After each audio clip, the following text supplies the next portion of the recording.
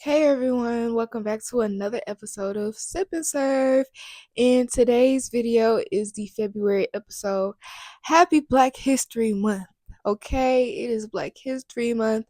Y'all see, I tried to do my really sad fro. I fried, dyed, and laid to the side of my hair.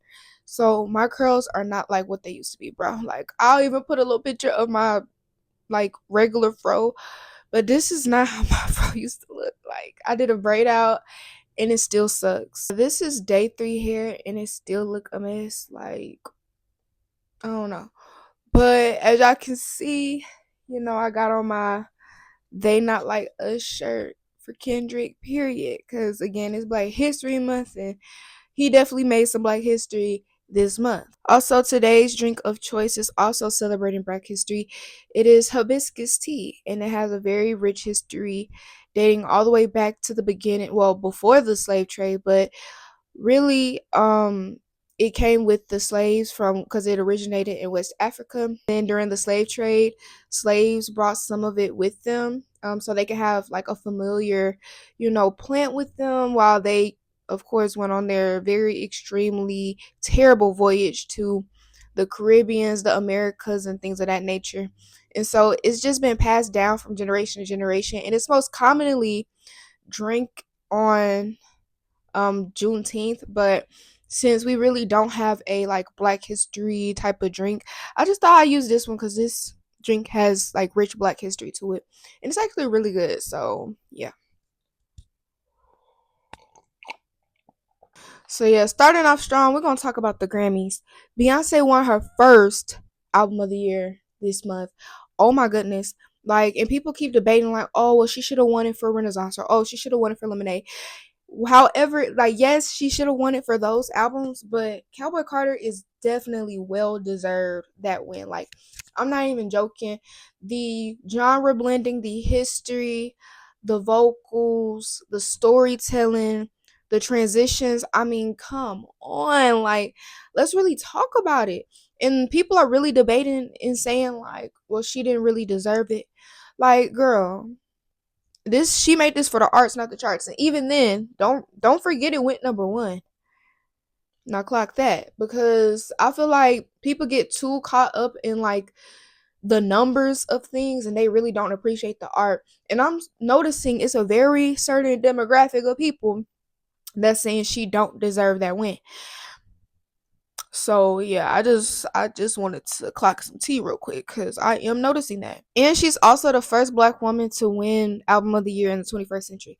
Now that is insane. Do you know how many great albums by Black women there has been since the millennia started?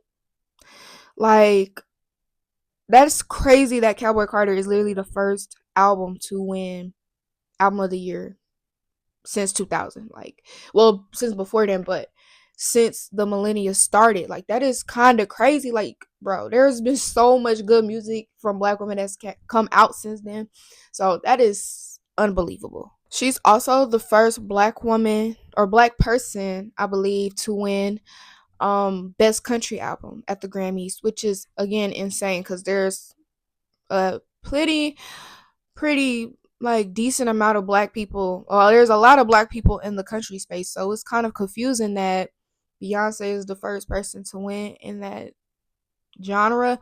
But that's just a really big fu to the CMAs because they really played with my girl, especially during award season last year. Like, y'all know that Cowboy Carter was that album, and y'all gonna pay it dust out of spite. Goodbye. Like, I don't like that. Like, I just like the racism. She like Beyonce took a risk with this album. Like, I feel like a lot of people aren't talking about that. Beyonce took a risk with this album and she is now reaping the rewards of that risk.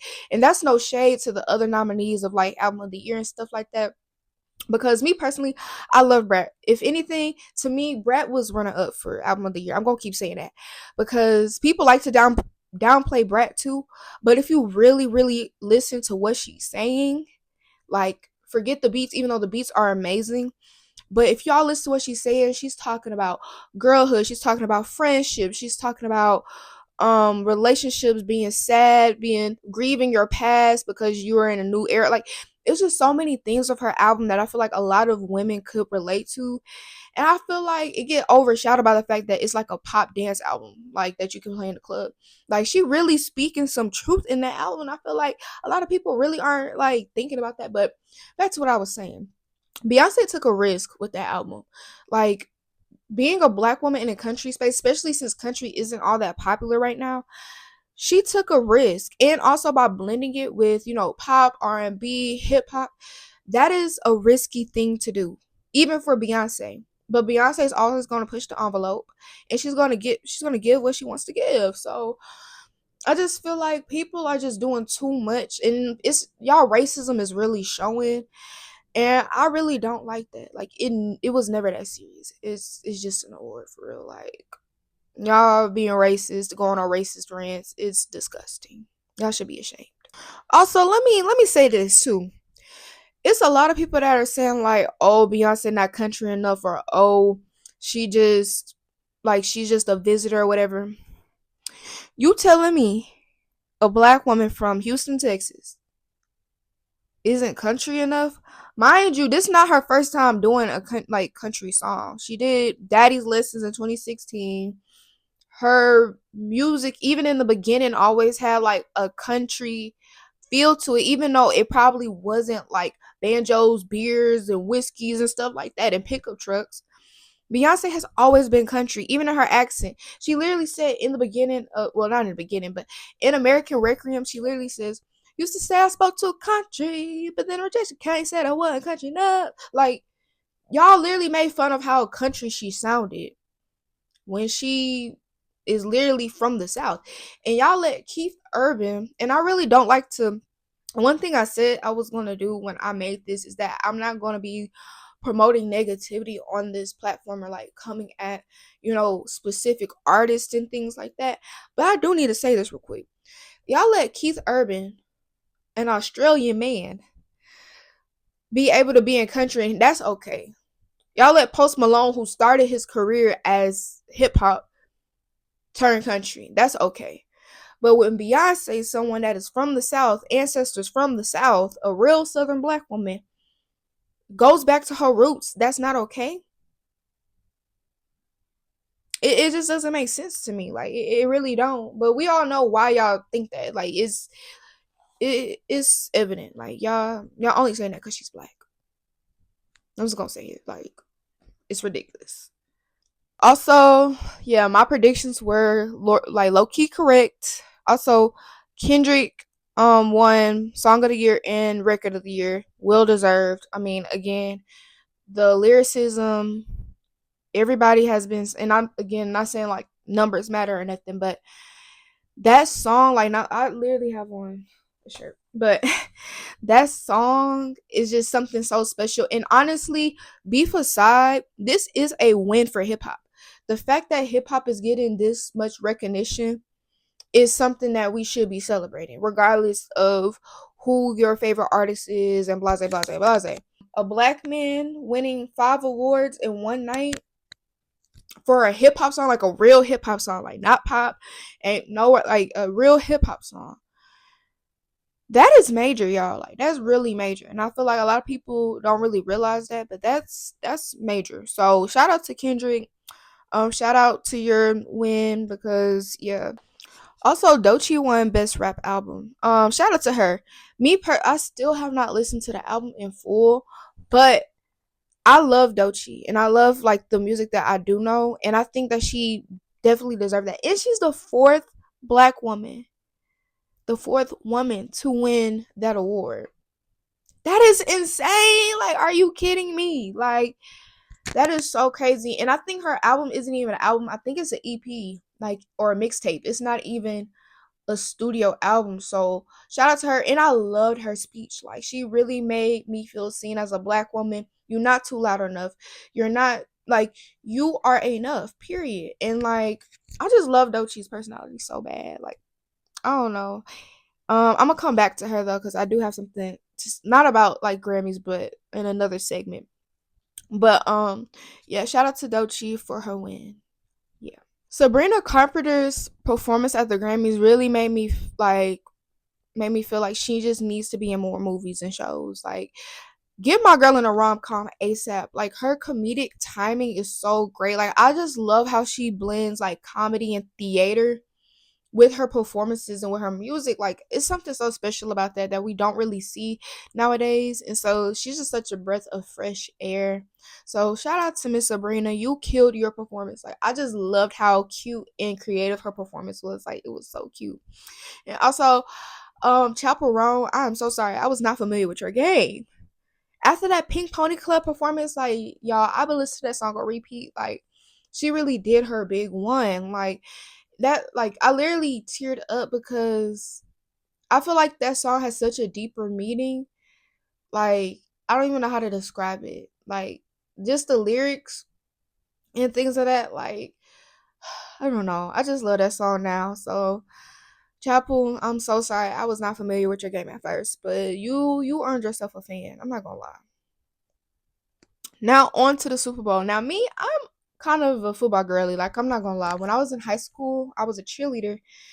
And so I was kind of forced to learn how the game works. And so ever since like I found out, like really understood how it worked, I've been loving football since then. So this year I was locked in, and plus Jalen Hurts, shout out to him. Apparently he's a family friend. My parents know his parents. I don't know nothing about that, but he's from Houston. His fiance is an AKA, very respectable man.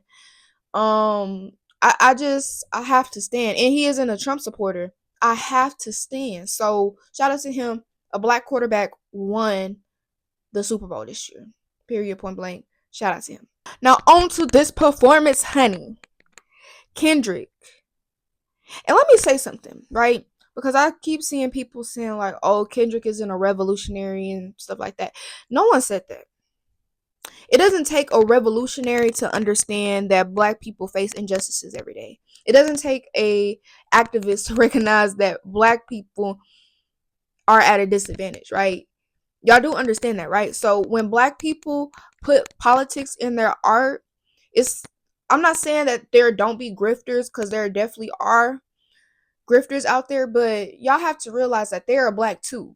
Like, regardless if they have money, regardless if they're in another class. Like, I know classism and racism do go hand in hand, but this conversation requires a lot more nuance than y'all allow it to. And so no one said Beyonce was a revolutionary. No one said that Kendrick was a revolutionary. However, it is important that they did put politics and political statements in their performances and in their music, because black people have always been political in their music. I don't know if y'all just started listening to music this year or something, but black people has always been political in their music. So it's not surprising that Kendrick, out of all people, allowed the Super Bowl to be that one point where he uses his voice and uses his, experiences on a big, like on a national big stage. Like, y'all do realize that Super Bowl is the most televised live event in America, right? It makes sense. Like, y'all not using y'all heads at all. He had Samuel L. Jackson dressed as Uncle Sam. I thought that was so interesting because Samuel L. Jackson actually played like a Uncle Tom type character in the Django, so it's kind of like he was reprising his role a little bit. And I just loved his commentary, like, you're too loud, too black, too ghetto. Like, that's exactly what they think of us, especially in hip hop.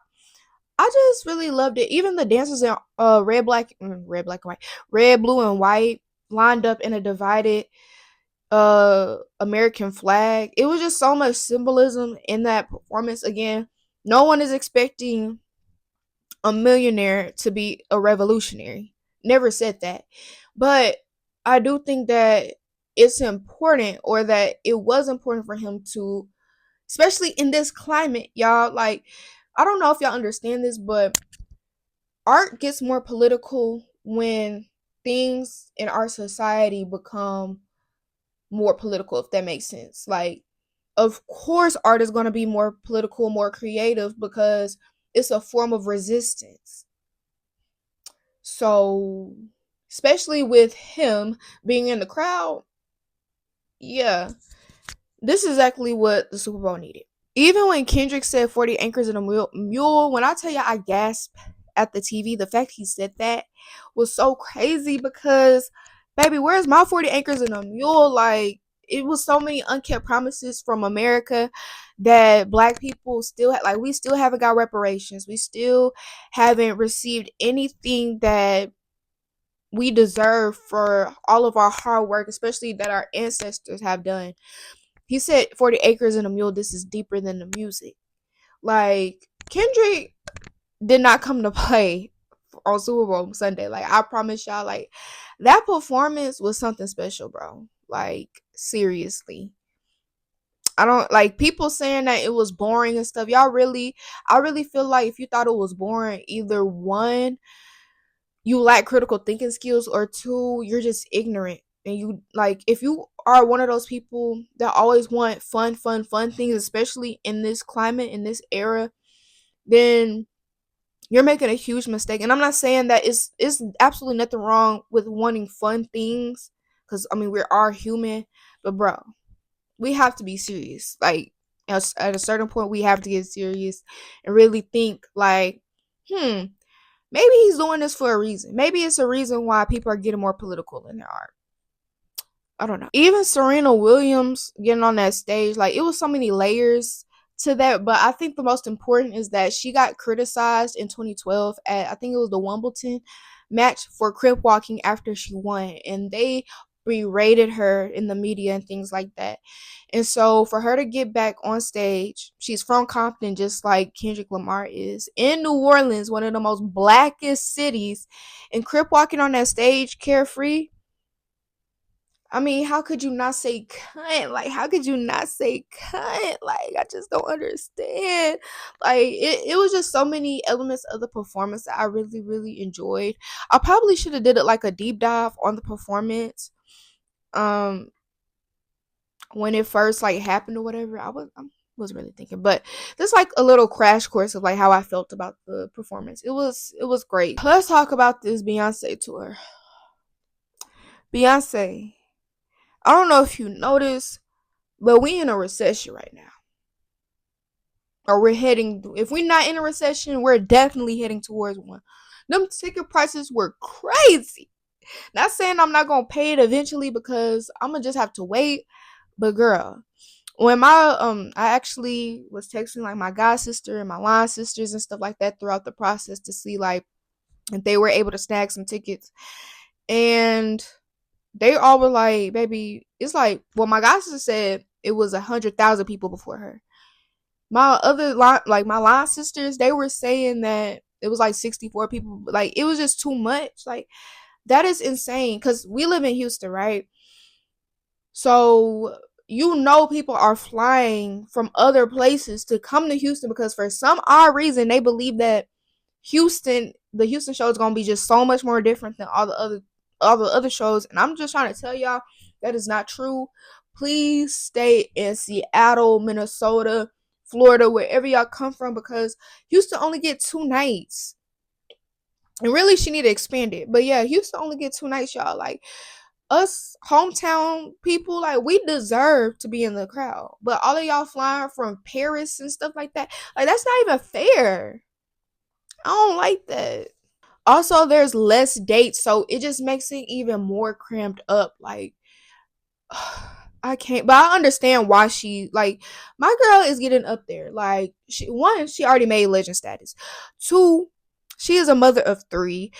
Three, she's in her 40s, and I'm not saying that's old at all, but I'm saying like she's done so much, and she is like almost 30 years into her career. Beyonce has worked her butt off these past almost 30 years. My girl is tired, and I understand. I truly understand that, because Beyonce has just gave us so much throughout the years. So I'm not even mad about that. I'm just mad that y'all keep trying to come to Houston. Like, I really don't like that. Like, please stay at home. Please stay in your hometown, because we can't get no tickets. Oh my gosh, Megan launched her tequila brand on her birthday, and I right now am on a fast. My fast is gonna be up in a few days actually, but baby, this summer, oh, we on that. I think it's Chiquitas. I mean, Chicas. You know what? I'm not even gonna pronounce it. But baby, that's what we on. this summer. Like Megan, and I heard it's like really smooth. Like, and I'm a tequila girl. Like when it comes to alcohol of choice, oh, it's always gonna be tequila. Like I don't drink nothing else. Like anything, like especially not dark liquor. And I love Beyonce. I still have not tried the Sir Davis. I still want to try it though, but I am not a dark liquor girl at all. So I'm so happy that Megan decided to do tequila instead of like cognac. Cause I keep seeing people saying, "Well, why she ain't do cognac? Cause she the cognac queen." Baby, she already said she had to change her diet because she wants to be on like a healthier lifestyle. So dark liquor, unfortunately, is not gonna do that for you. No liquor is just the healthiest, but tequila out of all of them have less like health. That's not what I meant to say. Tequila have like more. That's not what I want to say either. What I'm trying to say is tequila is more healthier for you than dark liquor or just like liquor period. So I'm happy she went this choice. The bottle is beautiful. I like her promotion. People are not liking her promotion. I like it personally. I think it goes well with the brand. Even the little pop-up event she's doing, amazing. I'm a marketing major. Well, I got a degree. But in my opinion, I think it's working out fine. I don't know. But yeah, I'm excited to try that, especially during the summer. Alright, so now for new music faves of the month. We're gonna start with Born Again by Lisa Ray and Doja Cat. I said Lisa Ray, but that's literally the name of the artist. Lisa, then Ray, then Doja Cat. I love that song, like very much pop perfection. And apparently, that's actually Ray's song, but her record label didn't allow her to like release it, so she gave it to Lisa or something. But Lisa kept her on the track, and I think that's so sweet. I've been loving the pop girls. Okay, I mean the K-pop girls.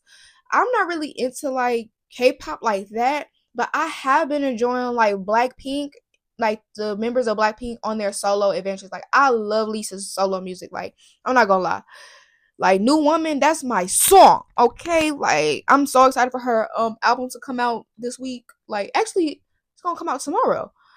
So I will be, coming back for next week's. I mean, well, next month's Sip and Serve with like a review on that. So I'm excited for that. Next is Abracadabra by Lady Gaga. I just feel like she reheated the Fame Monster nachos. Like the Lady Gaga is back. Like I love that song, and it's been like everywhere. Like even the Super Bowl had like used the song during like a break or something. I was like, oh, okay. Well, she is Lady Gaga. I understand she is Lady Gaga, but the song had literally just came out, and she didn't drop it on a Wednesday. I mean, on a Friday. She dropped it the night of the Grammy. So it was just like, dang, like the song just came out, and like it's just everywhere. So shout out to Lady Gaga. Love Lady Gaga. And yeah, been loving that song. Next is Taste by Coco Jones. And I've been seeing y'all on Twitter being shady towards her. That is a good song. I was trying to figure out why she was getting so much hate from that song. I don't understand. Well, also, I'm a huge Britney Spears fan. Like, if you know me, you know I love Miss Britney. So I enjoyed the sample. I don't know what y'all talking about that, like, the mixing was weird or I don't know. But that's a good song to me. So shout out to Miss Coco Jones. Because I think her album coming out this week too, if I'm not mistaken. If it's not this week, it's sometime soon. So yeah. I'm not sure why that song gets so much hate, but I personally enjoyed it. So yeah.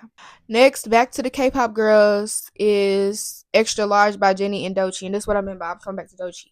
Because Doechii really, really ate her verse. And I know a lot of people are saying like she sound like Nicki.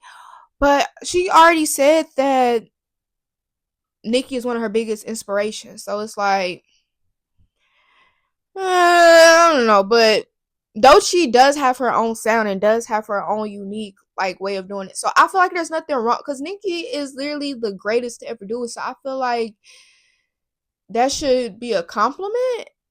I don't know. Hey, I don't want the barbs to come for me and dox me, but that's just my opinion. But I enjoyed it. I don't know. And then someone said Jennie sounded like K Michelle. That is hilarious because now I cannot unhear it. She do sound like K Michelle a little bit. Like I don't know, but yeah, I ain't gonna lie, y'all. I've been enjoying the Blackpink girls. Like even Rosie. I don't know if that's how you pronounce it, or is it Rose, or is it Rose? Whatever. That song with her and Bruno Mars is really, really catchy. So yeah, shout out to the Blackpink girls because y'all doing y'all big ones, especially on your solo careers. I haven't gotten to Blackpink as a group music, but maybe I should. I don't know. And lastly is Miss Tate McRae. Tate, I wasn't familiar with your game. I liked a few Tate McRae songs, and actually I'm gonna go listen to the rest of her album. But that Revolving Door song, oh girl, like she did her big one. Even the music video, y'all, I ain't gonna lie. It's been such a minute since I really just be watching music videos on repeat. Like I'll normally watch a music video just to see, oh okay. I really have not felt like there has been a rewatchable music video in a long time until this music video. It's so refreshing. Like there's no references. Like it's all new. The choreography is beautiful. I see everybody trying to do the revolving door challenge, baby. I couldn't even do it back then in high school when I was a cheerleader.